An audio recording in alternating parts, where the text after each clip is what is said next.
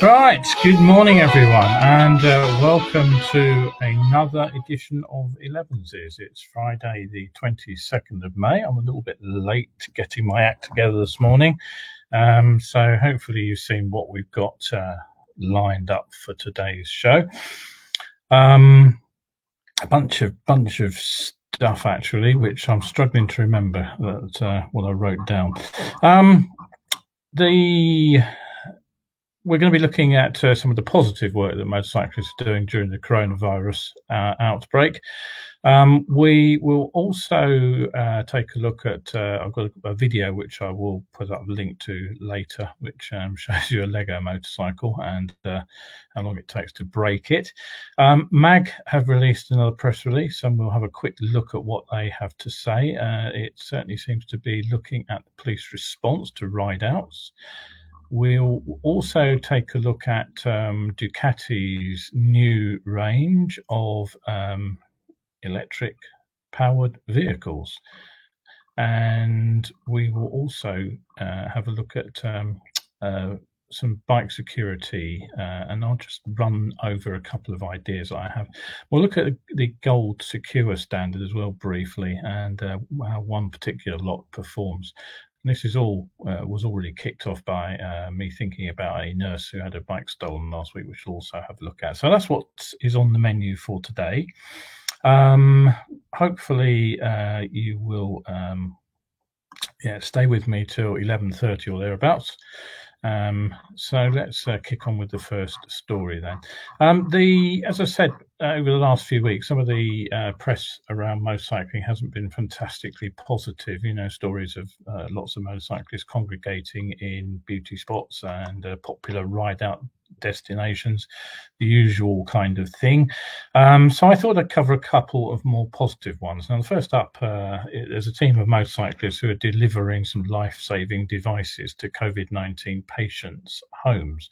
Those are people who've been self-diagnosed with coronavirus, but are self-isolating rather than going into hospital at the moment. What they're doing is they're dropping off pulse oximeters to these people. Now, the reason for this is that a problem called silent hypoxia. This is where the oxygen saturation level of the blood falls dangerously low.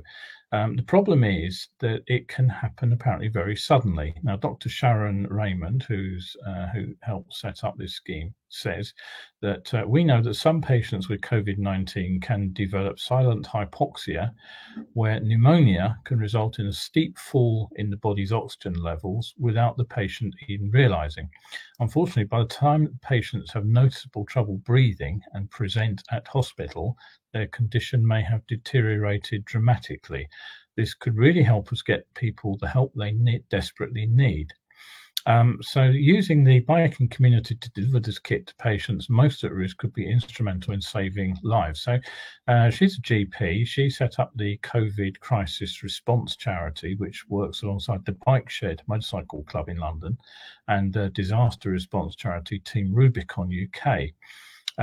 She works out of the Royal Free Hospital, which is not too far away from me in Hampstead, and it's acting as the hub for the team from Bike Shed Community Response volunteers who were selected from the people who'd offered their services.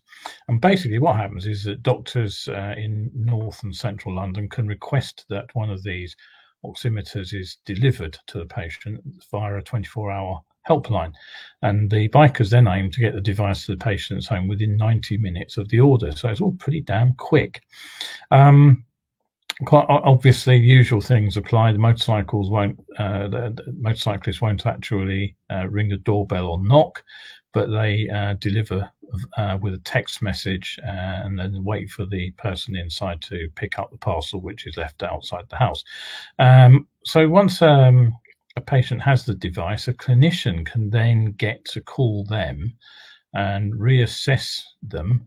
But now they have the benefit of that oxygen saturation and pulse reading from the patient.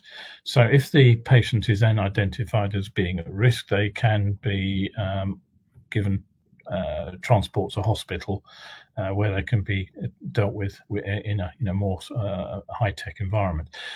So the services are purely funded through charitable donations, and they're asking support with a Just Giving page.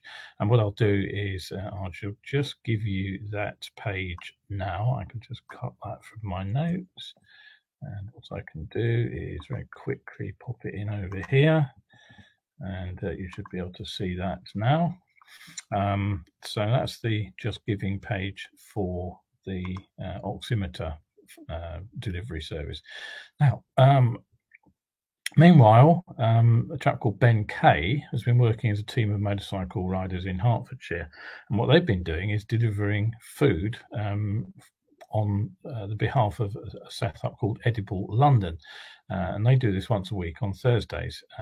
Ben Kay apparently runs a small motorcycle group on Facebook, and he's based out of Hertfordshire. And what he says basically is that Edible London base are in Alexandra Palace, and we deliver to Haringey and local communities. And he said how this came about was a couple of the drivers work for security at Alexandra Palace, and they got speaking to Edible London and offered to deliver the meals they were cooking to vulnerable people. And they came back to our group and told us about it, and I thought it was a great idea to help. He says, we've been doing it for 3 weeks. The first week was about 300 meals. Last week was 1,500. We're hoping to get 3,000 delivered by the end of the next week. And he went on to say that basically the meals go out to a whole range of people in the area. They deliver food to a church, a hospital, a mosque, a Greek funeral centre, and they in turn then distribute it out to the needy. And he says basically they can get 80 meals or thereabouts on a bike, and they're looking for more volunteers to help. Edible London themselves are a creative urban community farm that tackle mental health issues and social isolation, and they're helping to bring communities together. And he says basically if you want to get involved, you can either contact him directly, and he has his email address, which I'm also about to pop up online. So there it is. Or you can go to Edible London themselves directly at their web address. So there are two schemes that if you happen to be in the northwest London area, you can help out with. If you know of any others, feel free to drop me a line. I'd be happy to review anything like that. More than happy to do that. Okay, so don't forget, you are watching 11s with Kevin Williams, live with topical news, controversial views, and some biking tips. And I'll keep you busy here till 11:30, hopefully. Okay, so what's next? Well, this one's quite fun to watch. It's a Lego motorcycle. There's a fairly long video here, but again, I'll give you the link to it so you can have a look. How long does it take to build a full-size motorcycle from Lego? Well, apparently it's 75,000 bricks worth, and it took a team 135 hours. So not a trivial challenge. How long did it take to break it? Well, the answer was 2 seconds. The host of the Lego Masters Australia TV show knocks the bike over. You'll find that at 3 minutes 15 into the video if you want to fast forward on it. But there is a bit of method in that apparent madness. So keep watching. There's a bit of a twist in the tale to that particular story. Okay, so all right, on with the next story then. Another day, another press release from MAG. Their output through coronavirus seems to have doubled over normal times, but anyway, hey ho. One thing that they have been doing is working with a bunch of other motorcycle organisations. I mentioned this last week to form a sort of a group who are all pushing in the same direction. And what they're saying in their latest release is that progress has been made and support is growing to include power two-wheelers in the post-COVID-19 recovery plan. And they quote the chair of the all-party parliamentary motorcycling group, Chris Law MP, who says, I very much welcome this initiative and the partnership between the organisations which created it. Motorcycling does have an enormous role to play in any transport policy, if we're to see a long-term reduction in congestion and pollution, and the Parliamentary Motorcycle Group has long advocated this. The Riders Code announced last week provides invaluable advice to those using motorcycles during the COVID-19 crisis, and I urge all motorcyclists to take it into account and ride safe during these extraordinary times. They also published the written response to a parliamentary question raised by Christopher Chope MP. It was Rachel McLean, who's the Parliamentary Under Secretary for the Department of Transport and MP for Redditch, who then went on to clarify that the department's guidance issued on the 12th of May refers to private cars and other vehicles as an alternative using public transport and encourages the public to consider all forms of transport before using public transport. She has then gone on to clarify that this would include private vehicles such as motorcycles and mopeds where appropriate. So the implication is it's clumsy wording rather than a deliberate omission. However, you can understand how motorcycling as a group has taken it as a snub. She also goes on to repeat Grant Shapps' words. He's the Secretary of State for Transport. You may remember that basically motorcycles are an important way of getting around, and they're fixing potholes, and they encourage people to adopt electric motorbikes. So nothing new there. However, it does appear that they have also tackled the authorities on what has been seen as heavy-handed policing response to ride-outs by various forces. Now, during the week, I mentioned how Thames Valley had basically said that going for a ride-out just for fun is illegal, and Richmondshire Police had also taken a very similar position. We mentioned that on Wednesday. And what this particular document says is that a uniform approach to policing the regulations will be assisted by clear communication of unambiguous advice.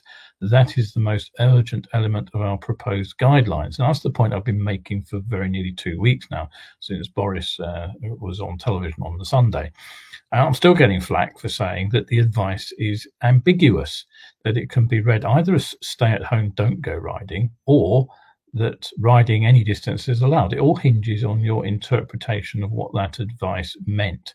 And this is the point I've been making, and it's also the point that MAGA are asking for some clarification. However, at the moment, as of yesterday afternoon, when the press release came out, there's been no formal response from the Department of Transport, and neither have they got an answer from the Association of Police and Crime Commissioners or the National Police Chiefs Council. However, in line with the previous piece, they also note the media interest in reporting complaints about motorcyclist behaviour, and they too note the ongoing valuable work of motorcycle riding volunteers. But they argue that the positive stuff isn't getting the press headlines. Well, I don't think that's entirely correct. If it had, I wouldn't have picked up the stories that I've given you. So I suspect the headlines, the goodies hitting the headlines just as much as the bad. Okay. All right. Don't forget, you are watching Survival Skills live with Kevin Williams here. If you can't ride your motorcycle at the moment, you can still read. My website is still available to download my paperbacks. The publisher has been changing the design at a particularly difficult time, and they had screwed up completely the website, but I had a look at it yesterday, and it does seem to be working somewhat better than it was a couple of weeks ago. So hopefully that'll be back to normal, but you can order my books online still. Okay, now what else have I got to say? Well, over the last few weeks, I've been suggesting that motorcycle manufacturers will need to rethink their bike ranges. With the world on the brink of what appears to be a fairly serious economic recession, possibly, some people are saying it will be of a scale that's never been seen in anybody's lifetime. The current obsession with the big, expensive, top-of-the-range machines is likely to be a bit of a dead end for manufacturers. There'll always be some buyers who will have the cash to go for the top of the range bikes, but realistically, the demand is going to be for affordable transport. And if you think back, that's the kind of transport that kick-started the Japanese motorcycle industry into life after the end of World War II. Also helped BMW get going over in Germany. But right now, manufacturers are uniquely poised to take advantage of the demand for affordable transport are in fact Chinese, Indonesian, and Indian companies, because that's what they're building for their own markets. Now, we've very much had a downer on Chinese motorcycles for quite a few years, and I'll be perfectly candid. The first versions that arrived in the country were pretty damned awful. I can remember when I was teamed up with somebody to open a bike school in the 2001, 2002. He was sold a couple of Chinese scooters, which were pretty new at the time. These things, brand spanking new out of the showroom. The batteries didn't work, and when we were pushing one across the from the lockup to the training area, and the front wheel seized.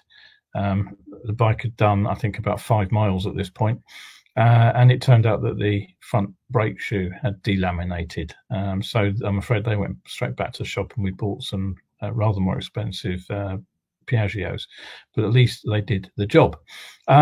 But having said that, they have been catching up rapidly in terms of design and technology, and it's got to the point where quite a few motorcycles that we kind of think of as Japanese and European are actually built in these other locations. Some low-end Suzukis are built in China. Check out where the NC series of Hondas is built. It's not Japan, it's Indonesia. And take a look at your Triumphs as well, and you may find that it's been built in India. Harley have also shifted production out there with a kit building plant, but again, this is where the development is going on at the moment. So if personal mobility is going to be where it's at for the next few years, this may explain why Ducati are already looking to move with these electric stand-on scooters that they have just unveiled, and I'll show you a pic at the end. In fact, they've got a range of 7 folding e-bikes and these e-scooters with electric drive under what's called the Ducati Urban E-Mobility line. Now, it's a tie-up between the bike manufacturer and a company called MT Distribution. I had a quick look. MT Distribution are already targeting everyday city trips to non-professional users who are looking for alternative means of transport for improving quality of life whilst respecting the environment, blah, blah, blah. Okay, products are designed in Italy, but presumably manufactured elsewhere. And MT Distribution already have a tie-up with Pininfarina, a name that you may be familiar with in the Italian car design world. So Ducati seems to be moving here with a sort of a similar fit, as it were. The 2 e-scooters, there's 2 models. There's a Ducati Scrambler Cross E, which comes complete with what they describe as fat anti-puncture 6.5-inch tubeless tyres. That comes with a 500-watt motor and a 375-watt-hour battery, and it's supposed to be good for 35 kilometers at a top speed of 15 miles an hour. So you're not going to be zipping down the M1 on these things, but for getting around the pedestrianised area of London, something like that could come in quite useful. The other model has a larger 10-inch tyres and gets rear suspension as well. Slightly less powerful 350-watt motor and a slightly smaller battery, 280 watt-hours. And it goes slightly less far, 30 kilometers, they say. Top speed is not quoted, but it's probably going to be down sort of somewhere in the 10-12 kilometer per hour out speed or range. So again, you're not going to set the world alight, but it'll get you from A to B with a bit less effort than walking or cycling. Now, they're being launched on June the 6th and July 20th respectively, and the folding e-bikes will be coming in the following weeks. Now,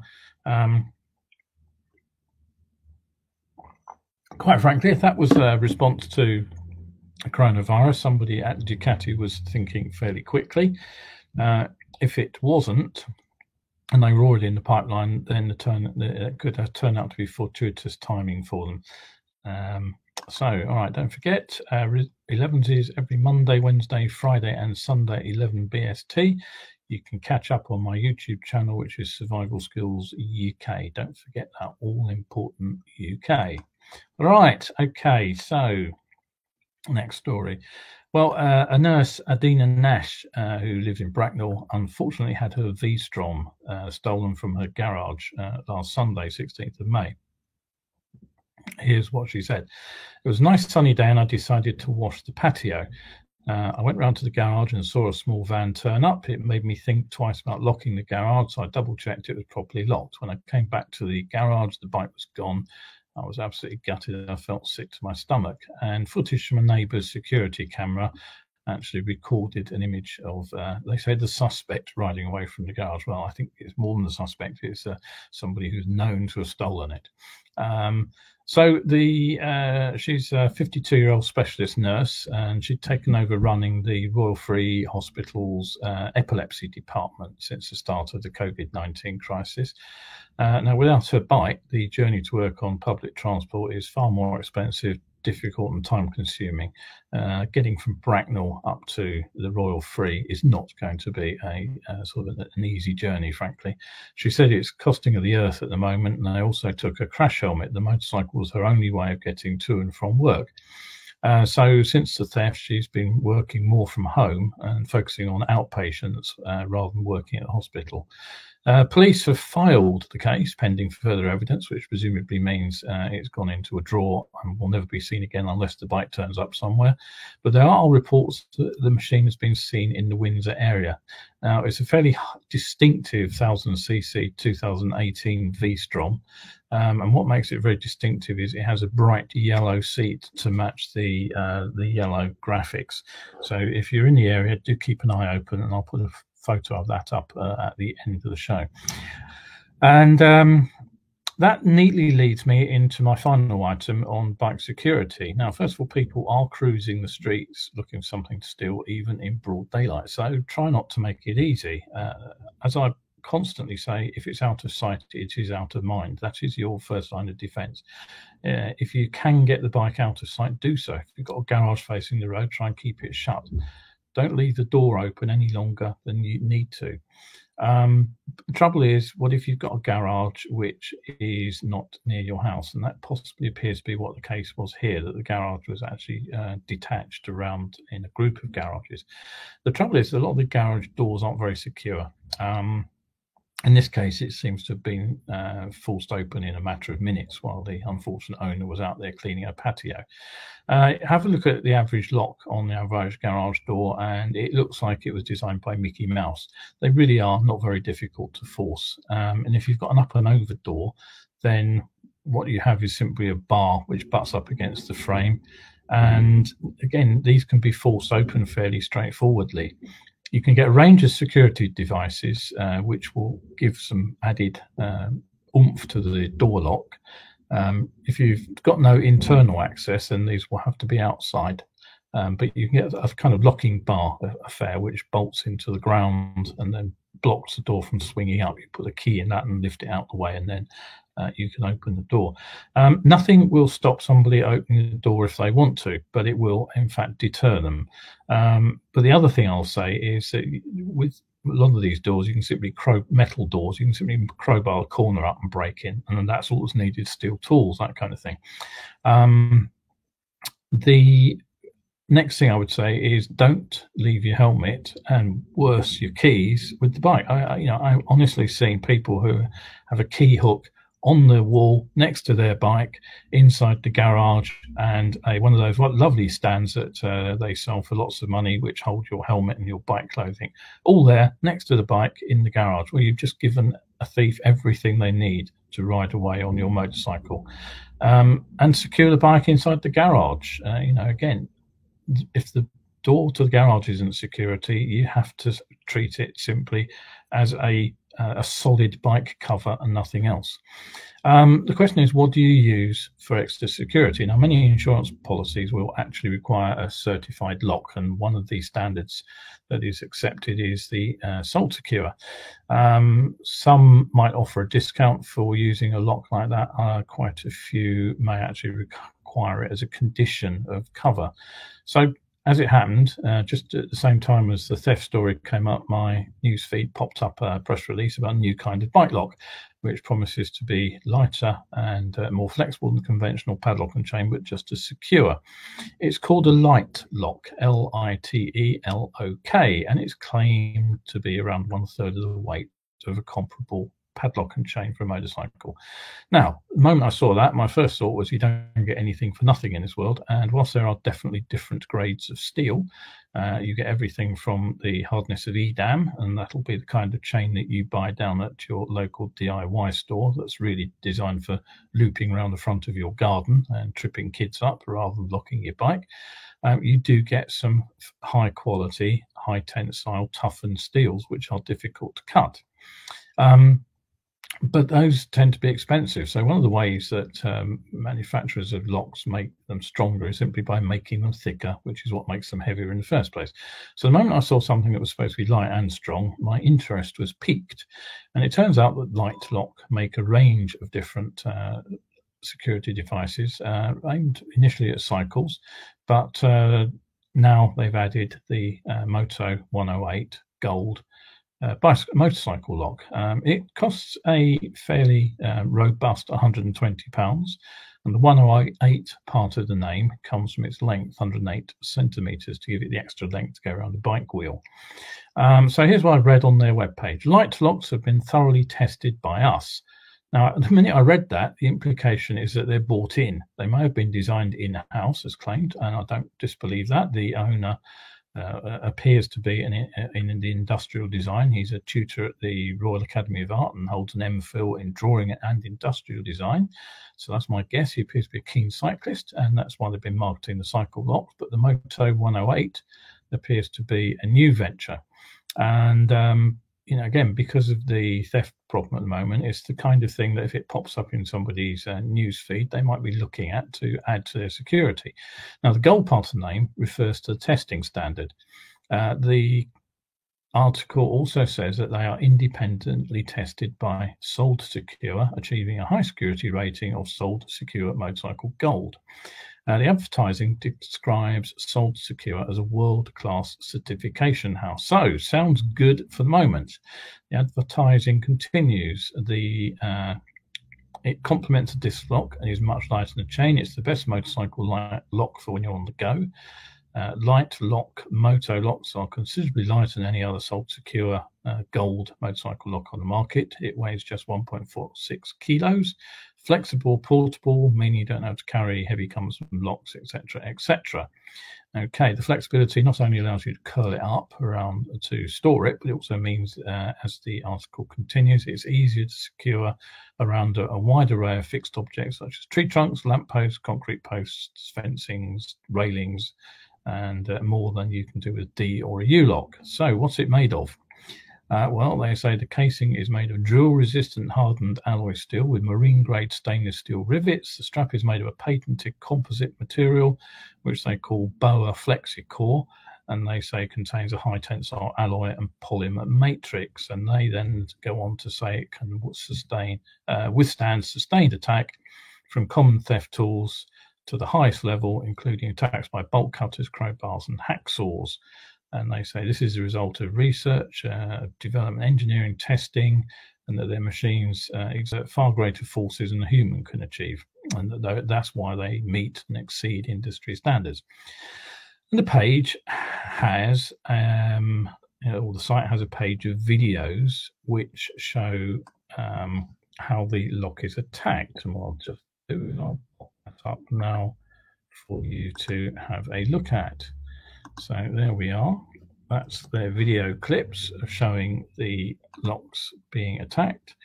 They claim that one of those attacks lasted 17 minutes and that an Iron Man also failed to break the lock. Now, given your average thief is likely to spend just a couple of minutes on the job, that did sound very encouraging. And so I had a quick look for online reviews, and that's where things started to take a rather different turn. Now, I don't know whether you are aware of somebody called the Lock Picking Lawyer, but I came across his site just recently. And basically what he does is destruction tests locks. He either picks them apart or he breaks them mechanically. I think the last link didn't go through, so I'll just put it up again. And first, the YouTube video there is the lockpicking lawyer, and the second link hopefully is to their videos, their own videos, the testing page. Now, given the lockpicking lawyer's video, if you notice what he did, he cut the lock in 16 seconds. That's rather a lot less than the 17 minutes claimed by the manufacturer. It actually just basically used a pair of standard, but as he said, good quality bolt croppers, and he took 2 snips, one from either side, to snip the chain in half. So who are Salt Secure? Because they are the people who apparently certificated this.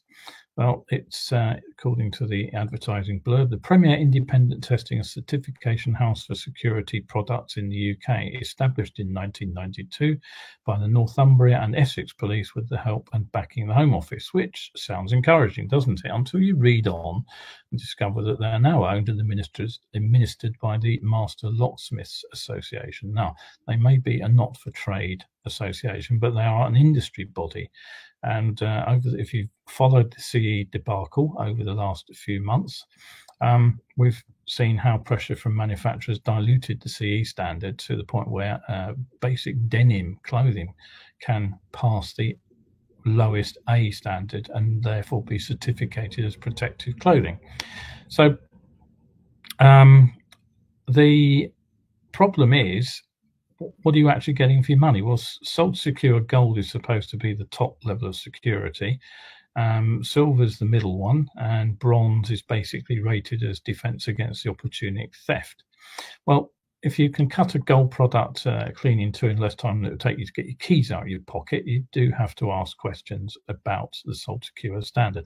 And they do continually seem to be performing badly in real life independent tests. Do a search on YouTube for Captain Cropper.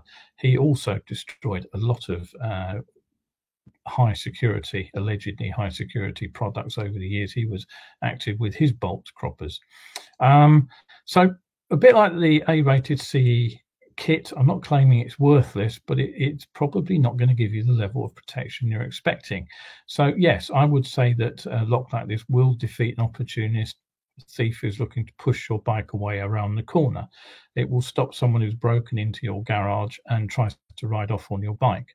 But it's going to struggle if you've got a pro there with the right tools for the job. If somebody rocks up with a van and the back of the van is not only the place they're about to load the bike into, but full of tools, then I don't think you can argue that this is going to defeat them for very long.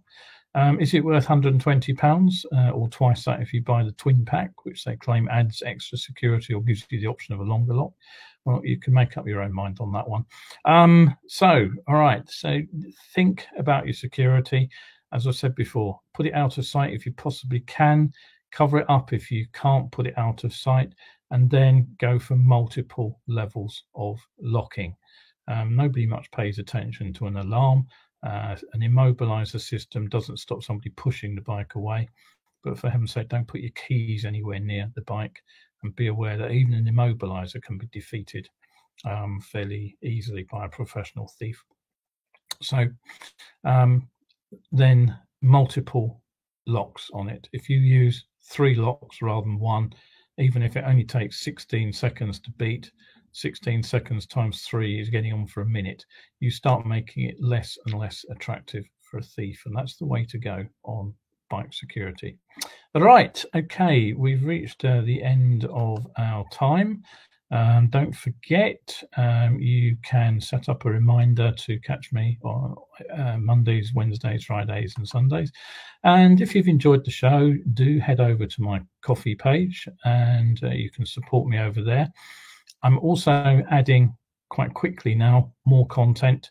The e-course over there, I've had to revamp it from my plan A, which nobody was interested in, but plan B, The content is over there and going up fast. You can now see what I'm trying to achieve, I think, if you go over there, and that content is available to supporters, subscribers rather, over there. There's also supporter content, and the difference is explained over on my Ko-fi page. So if you want to find out more to read, there's free content. You can always catch up with the old videos over there as well. So hopefully I will see you again on Sunday, and I hope you've enjoyed today's broadcast. Don't forget, if you've got any comments, questions, feedback of any sorts, do drop me a line, and I'll be putting up a few photos of some of the items I've just talked about in just a moment. So thanks again for being with me, and we'll see you again on Sunday. Bye for now.